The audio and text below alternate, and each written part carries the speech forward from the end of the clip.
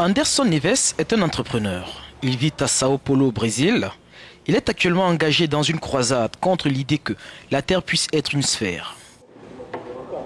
Comme lui, environ 7% de Brésiliens sont convaincus que la Terre est plate. Et Anderson Neves refuse de croire aux vérités scientifiques véhiculées par les institutions.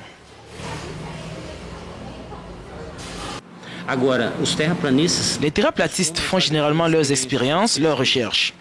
Quand nous regardons l'horizon, quand nous allons à la plage, nous allons au-dessus d'une montagne et nous prenons des photos de la mer ou de l'horizon. Nous voyons que c'est toujours plat.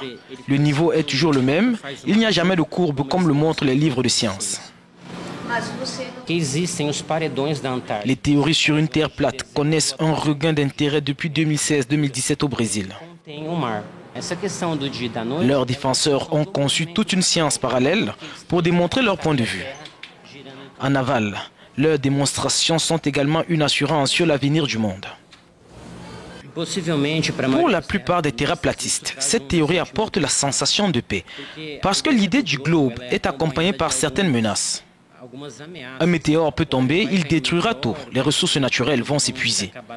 Quand nous comprenons, nous réalisons que nous sommes sur une terre plate. Nous trouvons que ces catastrophes n'arriveront jamais. Le monde n'y disparaîtra jamais. Dans l'univers des partisans d'une terre plate, les génies de la science occidentale moderne que sont Newton, Darwin et Copernic sont qualifiés de mystificateurs. Un avis que ne partagent pas l'essentiel des astronomes brésiliens.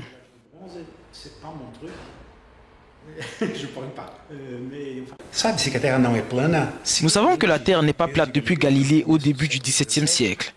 Mais les Grecs le savaient il y a plus de 2000 ans.